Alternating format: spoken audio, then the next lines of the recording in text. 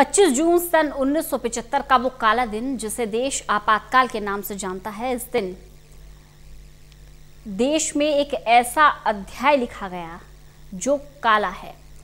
25 जून 1975 को जो कुछ गठित हुआ उसकी कल्पना करना भी अचंभित है।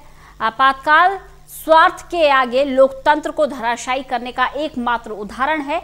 यह सब अचानक नहीं हुआ बल्कि व्यक्ति पूजा की कांग्रेस की परिपाटी का ही परिणाम था, जिसे तत्कालीन प्रधानमंत्री इंदिरा गांधी ने रौंद दिया।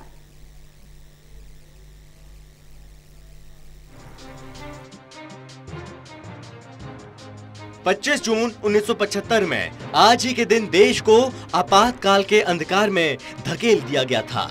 इसका कारण था सत्ता छिन जाने का डर। तारीख 12 जून 1975, जगह इलाहाबाद हाईकोर्ट परिसर। पूरे देश की नजरें जहां के जस्टिस जगमोहन लाल सिन्हा पर टिकी थीं। जस्टिस सिन्हा इंदिरा गांधी बनाम राजनारायण मामले में अपना फैसला सुनाने वाले थे। ये मामला साल 1971 के चुनावों से जुड़ा था। इस चुनाव में इंदिरा गांधी ने रायबरेली से राजनारायण को हराया था। हारने के बाद राजनारायण ने चुनावी नतीजों को कोर्ट में चुनौती दी थी। उन्होंने इंदिरा गांधी पर सरकारी मशीनरी के दुरुपयोग, चुनाव में घोटाले और उन्होंने इंदिरा गांधी पर सरकारी मशीनरी के दुरुपयोग, चुनाव में घोटाले और भ्रष्टाचार का आरोप लगाया था और मांग की थी ये चुनाव रद्द किया जाए। 12 जून की सुबह करीब 10 बजे जस्टिस सिन्हा अपने चैम्बर से कोर्ट रूम में आए और अपना फैसला सुनाने लगे। फैसले में उन्होंने तत्कालीन प्रधानमंत्री इंदिरा गांधी के चुनाव में धांधली का दोषी करार दिया और चुनाव रद्द कर दिया। साथ ही जस्टिस सिन्हा ने यह भी कहा, आने वाले 6 सालों तक इंदिरा गांधी चुनाव नहीं लड़ सकेंगी। ऐसा पहली बार हुआ था कि भारत के प्रधानमंत्री का चुनाव रद्द कर दिया गया। इंदिरा गांधी किसी भी कीमत पर पीएम की कुर्सी छोड़ने को तैयार नहीं थी।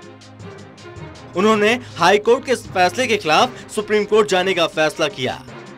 23 जून को इंदिरा गांधी ने सुप्रीम कोर्ट में इस फैसले को रोकने के लिए याचिका दायर की।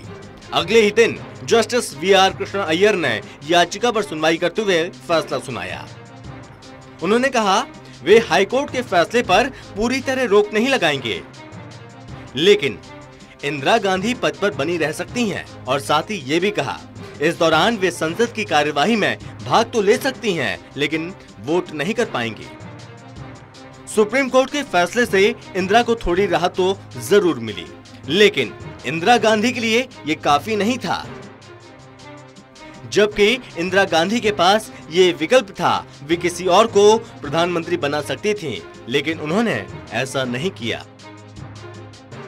एक तरफ इंदिरा गांधी को कोर्ट से राहत नहीं मिली थी, दूसरी तरफ लोकनायक जयप्रकाश नारायण के नेतृत्व में पूरा विपक्ष सड़कों पर उतरकर इंदिरा गांधी के इस्तीफे की मांग कर रहा था। सुप्रीम कोर्ट के इस फैसले के बाद तो विपक्ष और आक्रामक हो गया था। 24 जून को फैसला आया और 25 जून को जयप्रकाश नारायण ने दिल्ली के रामलीला मैदान में एक रैली का आयोजन किया। इस रैली में लाखों की तादाद में भीड़ जुटी, जिसे संबोधित करते हुए जयप्रकाश नारायण ने इंदिरा गांधी पर कई आरोप लगाए। इंदिरा गांधी अब चौतरफा घिर चुकी थीं। इधर जेपी की रैली खत्म हुई और उधर इंदिरा गांधी राष्ट्रपति भवन पहुंची। 25-26 जून की दरमियानी रात को तत्कालीन राष्ट्रपति फखरुद्दीन अली अहमद से इंदिरा गांधी ने इमरजेंसी के आदेश पर दस्तखत करा लिए। 26 जून सुबह 6 बजे कैबिनेट की आपातकालीन बैठक बुलाई गई।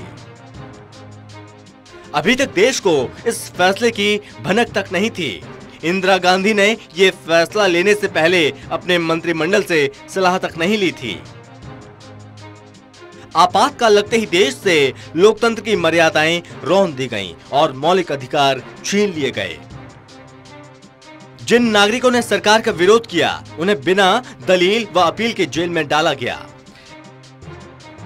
इस सब का आधार बना इलाहाबाद उच्च न्यायालय का एक मुकदमा, जो राजनारायण बनाम उत्तर प्रदेश के नाम से जाना गया।